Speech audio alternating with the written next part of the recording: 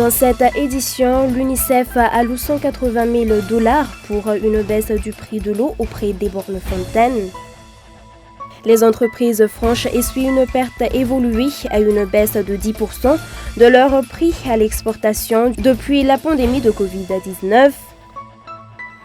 À la une de l'actualité internationale, la dégradation de la situation sanitaire en France, le nombre de cas recensés chaque jour est en hausse. Le ministre français de la Santé appelle à la responsabilité de chacun.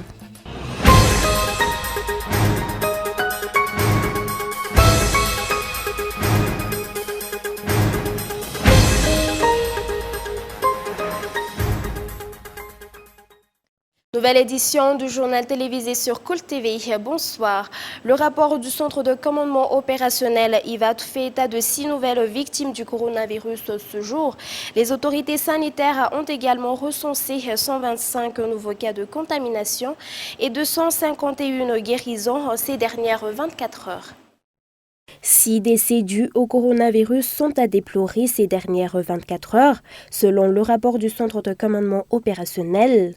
Également, 125 nouveaux cas de contamination ont été confirmés parmi 733 tests. En revanche, 251 personnes se sont rétablies de cette maladie.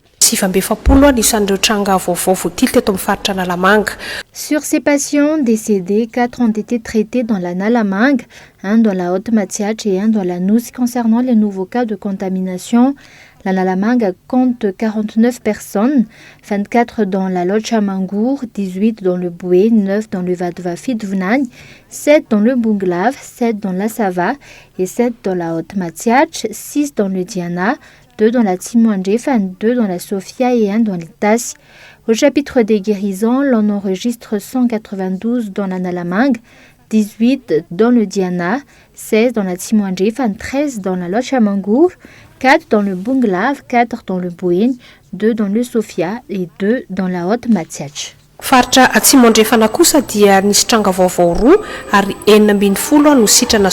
Selon les dernières statistiques, au total, 13 522 cas de contamination ont été confirmés. 11 780 personnes sont guéries, tandis que 1 580 patients sont encore sous traitement, dont 85 formes graves. Par ailleurs, le pays compte actuellement 162 morts. L'eau auprès de toutes les bornes fontaines de la capitale sera distribuée à un arrière le litre pendant les 3 prochains mois.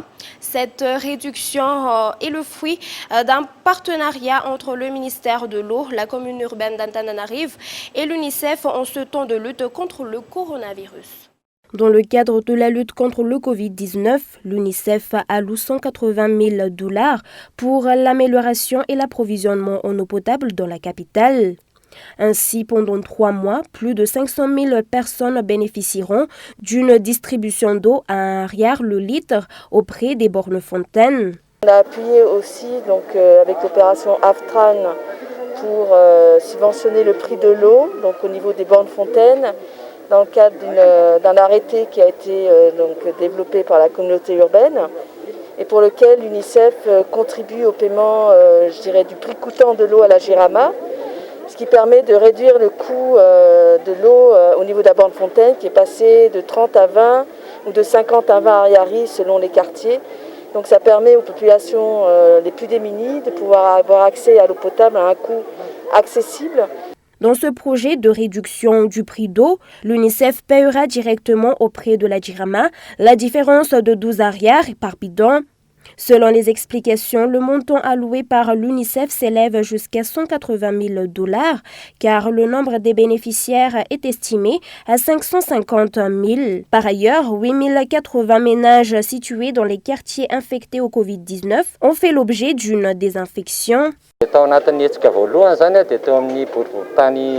Nous avons commencé cette désinfection dans le 1er et le 5e arrondissement, là où l'on a enregistré le plus grand nombre de cas de contamination au Covid-19 et les autres arrondissements ne seront pas en reste. Nous menons également une campagne de distribution de savon dans laquelle nous priorisons les ménages vulnérables et les marchés.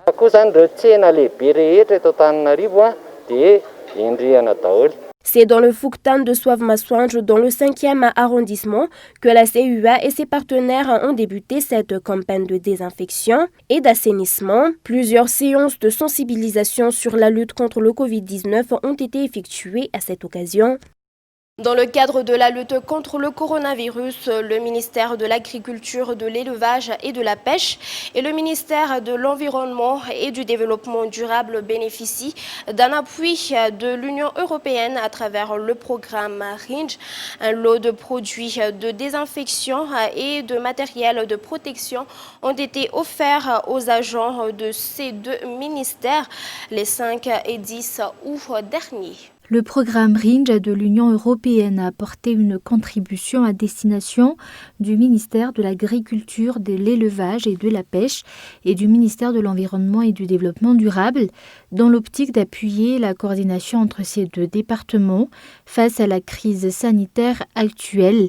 Ces kits sanitaires composés de 1500 cache-bouches, 1500 flacons de gel individuel, 480 flacons de gel grand format, 50 combinaisons de protection intégrale, 12 thermomètres infrarouges sans contact et 1000 paires de gants ont été réceptionnés les 5 et 10 août dernier.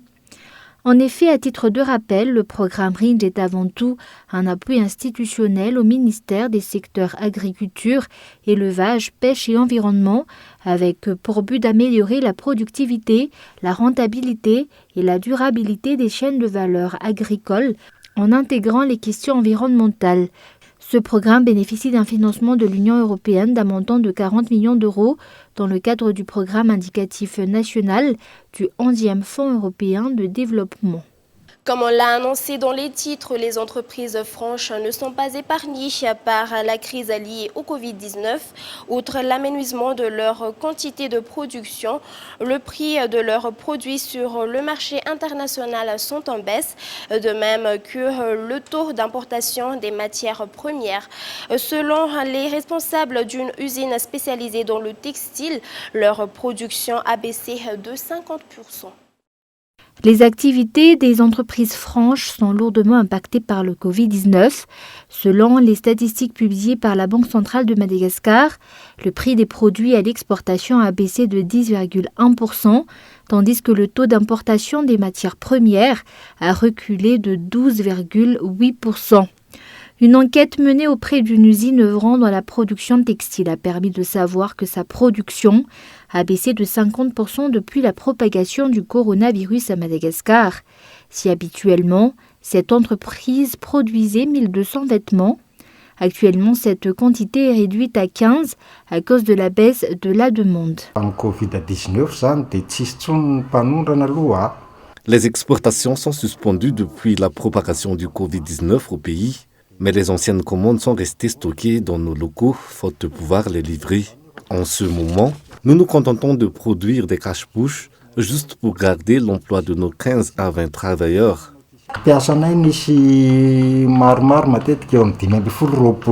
Selon les explications, les entreprises franches fonctionnent actuellement avec leur épargne comme fonds de roulement.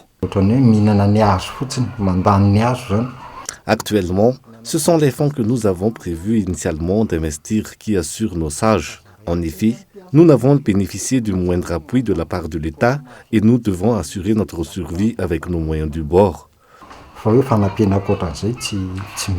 À titre de rappel, les entreprises franches jouent un rôle important dans le développement économique du pays.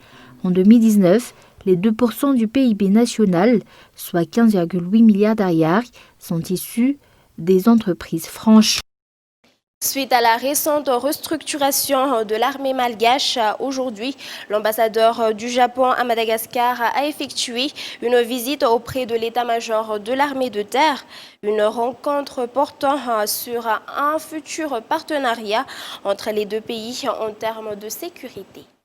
Plusieurs points ont été évoqués durant la visite de l'ambassadeur du Japon auprès de l'état-major de l'armée de terre ce jour. Entre autres, la participation des hommes en treillis dans la lutte contre le coronavirus. Cette rencontre était également l'occasion de discuter d'une éventuelle relation nippo-malgache dans le domaine de la sécurité. Oui, c'est vrai, donc nous cherchons la coopération dans le domaine de sécurité, je dirais. nous avons le Japon et nous avons la constitution pacifiste. Donc il y a un peu la limite de coopération militaire. Mais quand même, nous aurons le plaisir et l'honneur de discuter avec mon colonel, de chercher le terrain commun où il y a la possibilité de coopération entre les deux pays, soit dans le domaine de sécurité, maintien de la sécurité, et aussi le traitement contre la catastrophe naturelle, soit au terme de la formation, des provisions d'équipements nécessaires, etc. Donc nous continuons à discuter à cette fin-là. Pour rappel, dernièrement, l'armée malgache a fait l'objet d'une restructuration en vue d'une meilleure organisation. Désormais, la Grande Muette compte 4 états-majors, à savoir le chef de l'état-major des armées, l'état-major de l'armée de terre, celui de l'état-major de la marine nationale et l'état-major de l'armée de l'air, dont la mise en place officielle a eu lieu le 10 avril 2020. Passons maintenant aux actualités internationales. 2500 nouveaux cas recensés en 24 heures et 25 foyers recensés par jour en moyenne. La pandémie de Covid-19 marque un net rebond statistique en France. Sur le terrain, les hôpitaux voient affluer moins de patients à risque. Les détails sur les images de France 24. Dans les hôpitaux, un retour au calme et des chiffres trompeurs. Le nombre de patients en réanimation continue de baisser. 391 personnes le 11 août, contre 7019 personnes en avril. Pourtant, dans son cabinet près de Paris, ce médecin observe toujours des nouveaux malades du Covid-19. Ce qu'on constate, c'est une recrudescence des tests qui reviennent positifs. Alors ça, c'est multifactoriel. 1, on fait plus de tests. 2, on teste plus les sujets contacts. 3, il est probable qu'il y ait une circulation plus effective du virus ces derniers temps. Confirmation par les chiffres.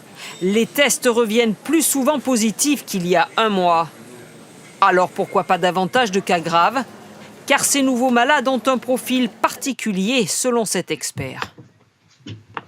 Le virus, d'après les données qu'on a, semble circuler préférentiellement pour l'instant dans des populations qui sont peu fragiles, peu sensibles aux formes graves de l'infection, donc soit des populations jeunes, soit des gens qui n'ont pas de facteur de risque. Donc ce qu'on peut supposer, c'est qu'il circule plus, mais il circule plus dans une population qui ne va pas nécessairement déclencher des formes symptomatiques, voire même des formes graves.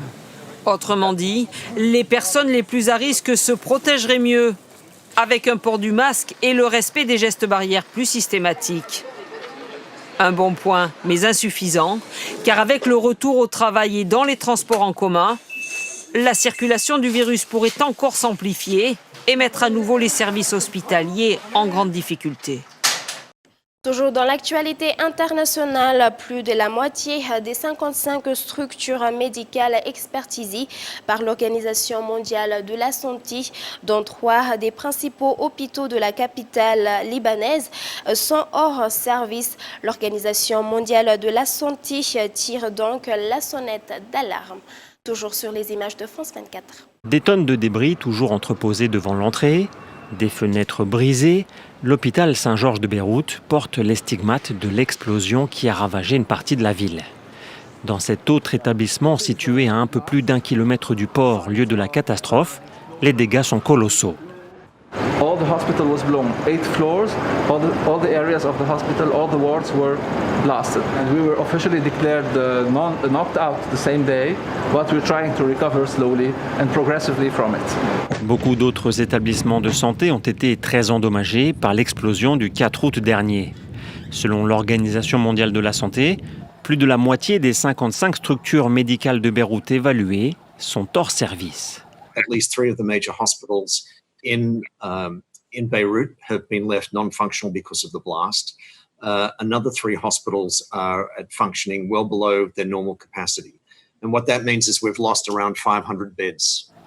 Déjà saturés et en difficulté à cause de la crise économique, les hôpitaux de Beyrouth ont été submergés par l'afflux des quelques 6500 blessés.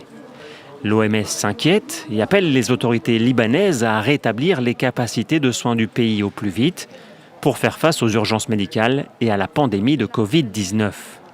Avec la réouverture de l'aéroport de Beyrouth le 1er juillet et la levée progressive des mesures de confinement, le nombre de contaminations est reparti à la hausse. Avant de se quitter, rappelons les titres de ce journal. L'eau sera distribuée à un arrière le litre auprès de Borne-Fontaine grâce à un projet financé à hauteur de 180 000 $ par l'UNICEF. Les entreprises franches essuient une perte évaluée à une baisse de 10% à leur prix d'exportation durant la pandémie de Covid-19. En France, une hausse de contamination est observée sans flamber de cas graves. Et c'est la fin de cette édition version française. L'information continue sur Cool TV. À très bientôt.